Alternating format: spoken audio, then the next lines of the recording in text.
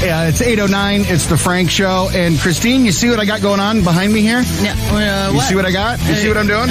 Sweat towel? Yeah, it's my sweat towel. I'm ready to work. Yep. Our guest clocked in. That's right.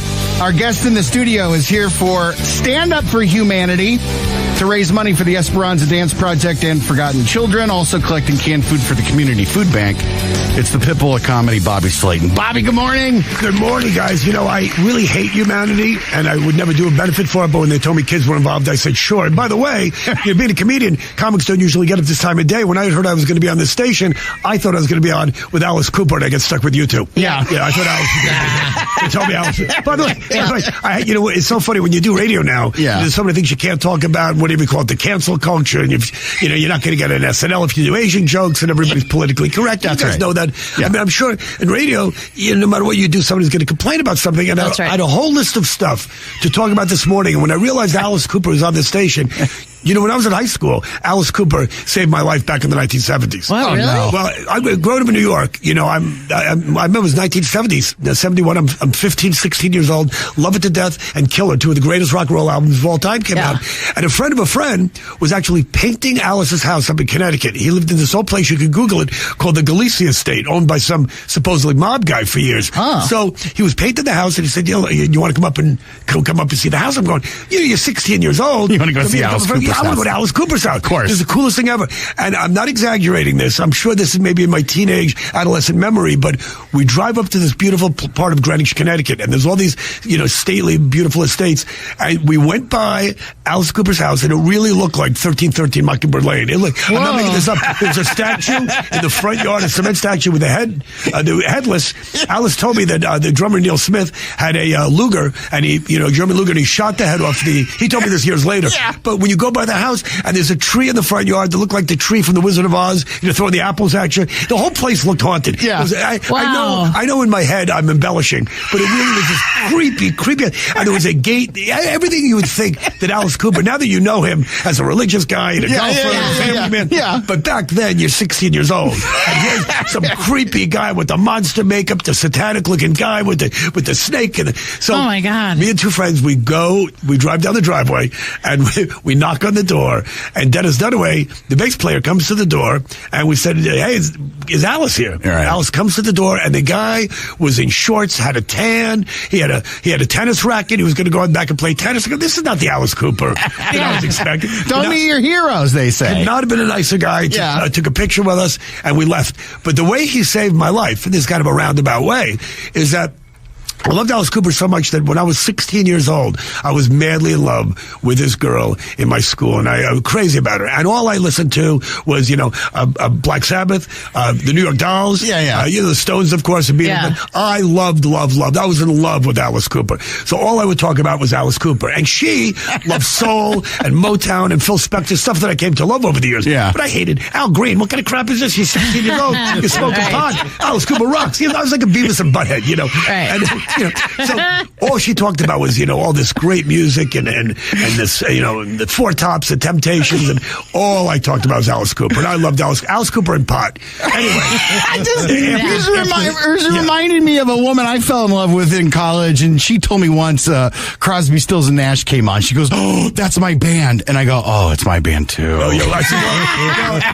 realize now looking back, I should have told her how much I love Motown and soul. I was in love with this girl. But anyway, so that didn't last very long, and I was hoping. It was the first crush I ever had in my life. And years later, when I went back to my hometown, I became an established stand-up comic. I was doing movies and television.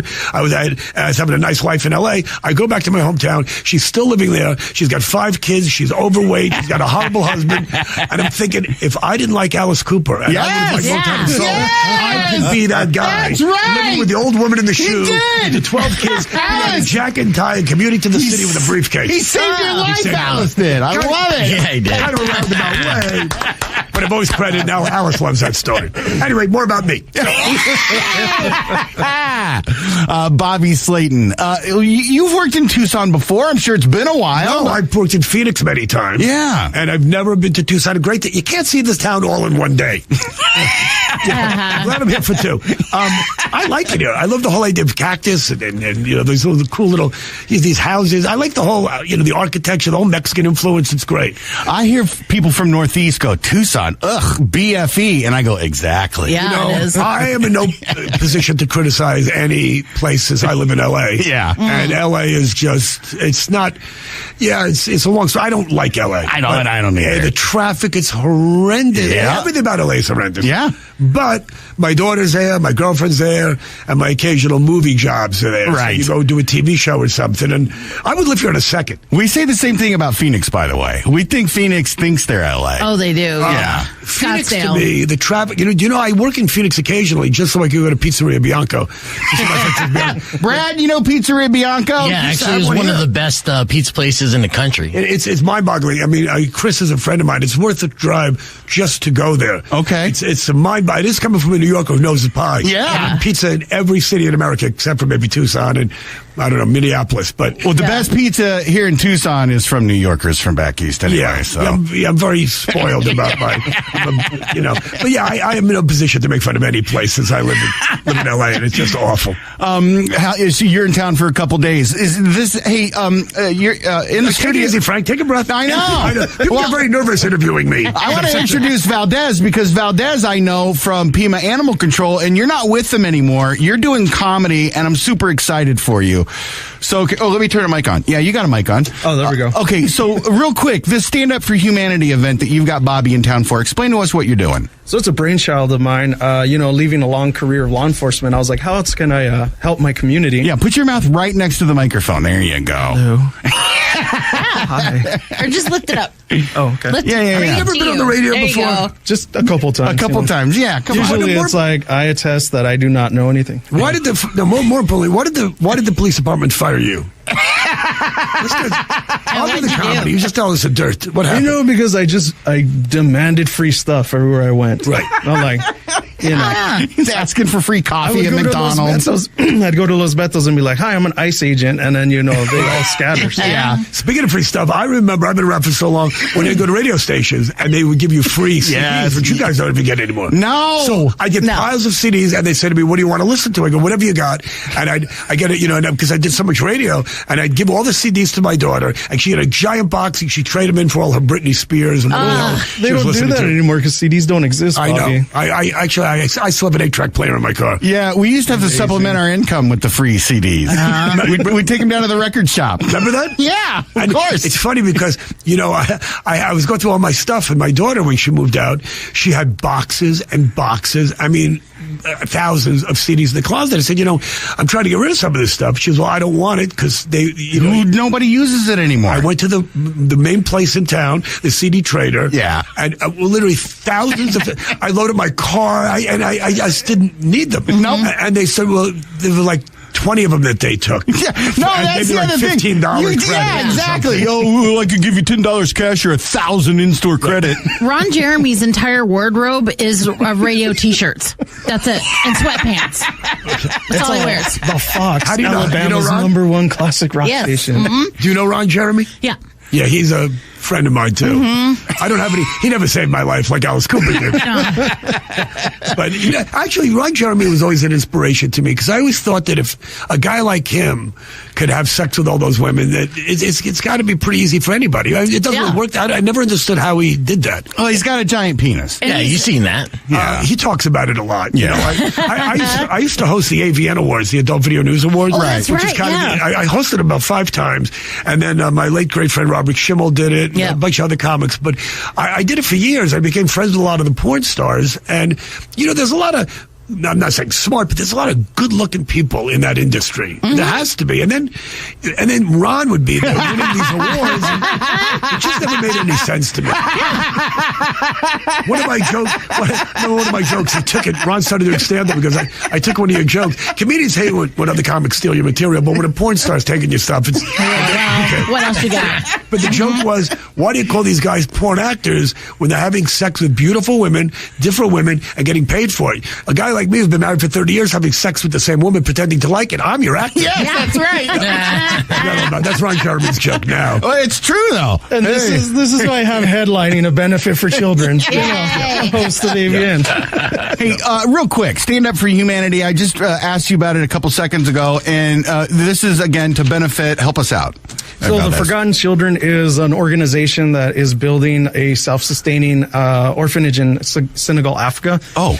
So, unfortunately, over there, I know I've been on the show before, and I talked about Dog Patch, how people go and abandon dogs that they don't want anymore. That's right, so yeah. Unfortunately, over there, people do that with children. Same thing. Man. So you have kids running around the street. So a wonderful man named Al has been diligently doing this for the past 9 years. They just finished the second level of the building and need more money for the roof.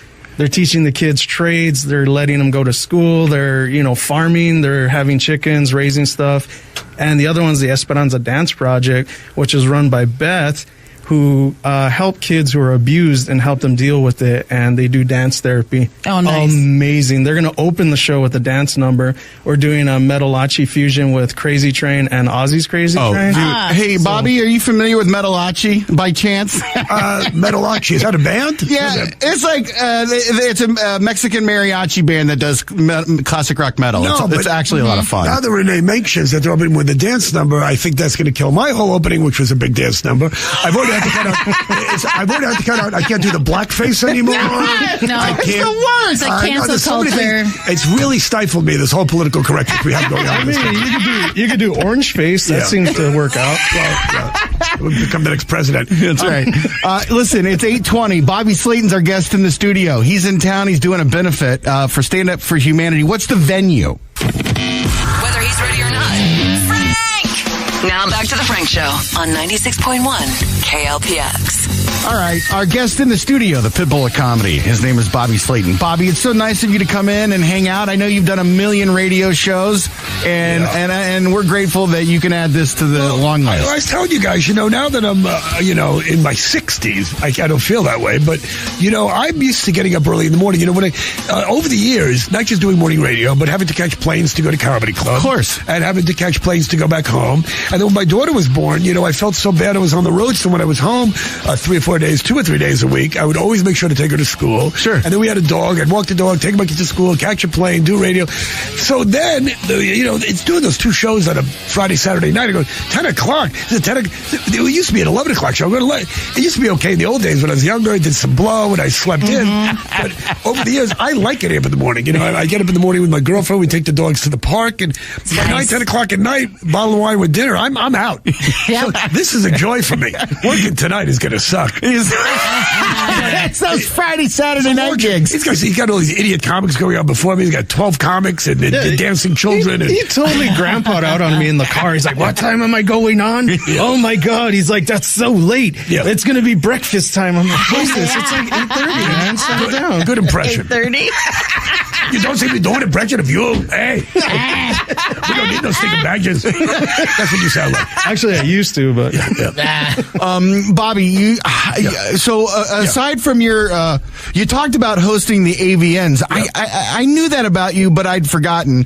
So a lot of things I've done you forgot. Probably, absolutely. Renee just got me to sign a copy of this movie, Bandits. Speaking of getting old, nobody saw this movie. It came out 18 years ago this week. Bandits. Because somebody put on Twitter, there's a movie database thing, and they go, every day there's something about what movie came out. And I go, I did this movie with Bruce Willis, Billy Bob Thornton, Kate Blanchett, and me. And nobody saw the movie. It came out the week of 9/11. That was not a good week. No, actually, he left us not a good week. Though. Actually, it was supposed to open up the week of 9/11, and I did a show called Mind of the Married Man, which was on for 2 seasons on HBO, which is on between Curb and The Sopranos, and nobody saw the show. These are Curb and The Sopranos, arguably at the time 2 of the greatest shows in the history of television. We're on between the shows, and nobody saw the show. That's hysterical. I know. They went to the bathroom during the break. Nobody saw it. Nobody heard of Mind of the Married Man. 2 years it was on. So the Married Man was going on the week of 9/11, and Bandits was opening the week of 9/11. And I was flying into New York. It was 9/11 was on a Tuesday. I'm almost positive. Flying to New York, me and Joe Rogan were opening this big new comedy club. It was going to be on Howard Stern, Good Morning America, talking about bandits, and all this stuff, big premiere. And then, of course, 9/11 happened, and everything in New York was canceled. And I felt so bad for myself until I saw people jumping out of the World Trade Center on fire. And I'm going, you know what? A cancellation of a movie, a TV show. Yeah. When you look at the big scheme of things, you have to be grateful sometimes. Yeah. You know? I can't tell you how many pilots I've lost and how many movies I was in where my stuff winds up on the cutting room floor. And then I'm in Santa Monica, and I see some homeless guy with AIDS and no legs and a dead parrot asking for money who just got back from the war. I'm going, I really don't have any problems here. The whole thing of like having to have perspective. Yeah. It's exhausting, isn't it? Yeah. He left out the best part of that story, though. I had him sign my personal VHS copy of Bandits. I still own a functioning VCR. Yeah, I watched goofy. that movie That's last goofy. night. And you're making fun of me for saying I like CDs, and you have a VHS player.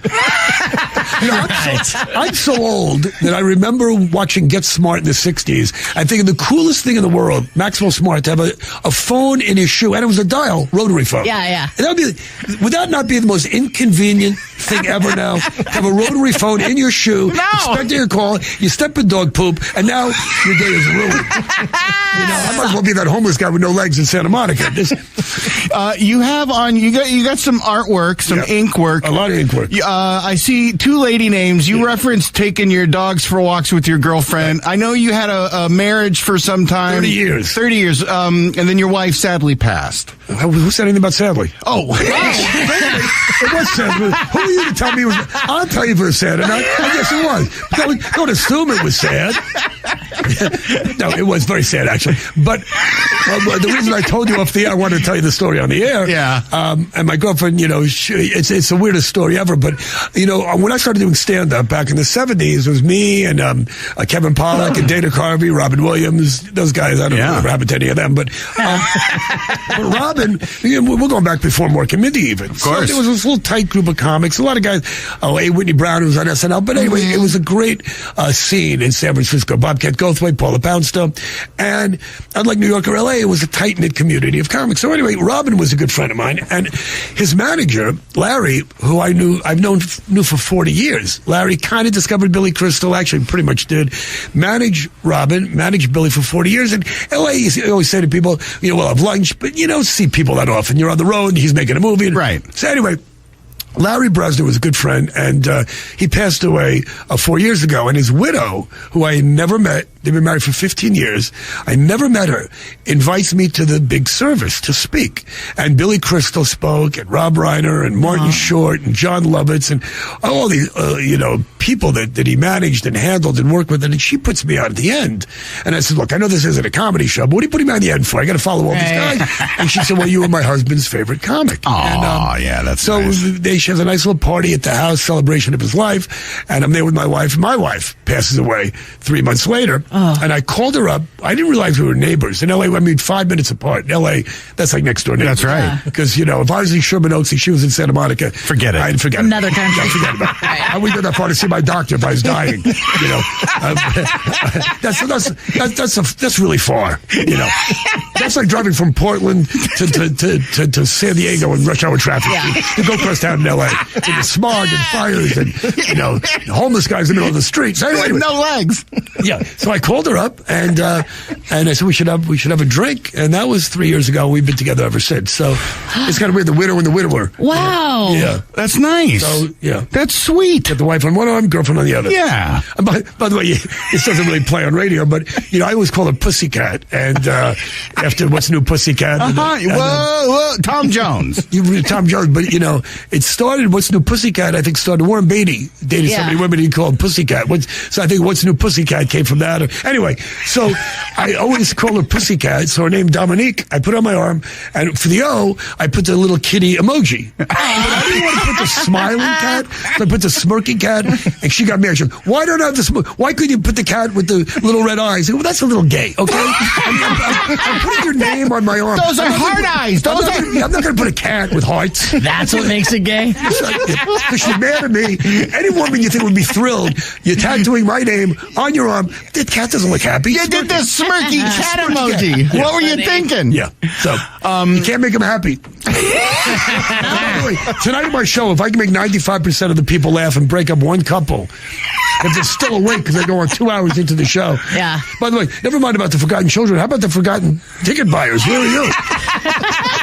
What about all those empty seats? Well, I want to know why you're so hard set on breaking up a couple at your show tonight. Because I'm not happy. I don't want anybody to be happy. No, you know what? I actually am. Here's what's really funny. You know, comedy clubs won't book me for Valentine's Day. There was a club. I was booked this Valentine's Day, and the club called me up. Bobby, we didn't realize that, you know, it's February 14th or whatever. It's Valentine's Day week. We need to move you to another week.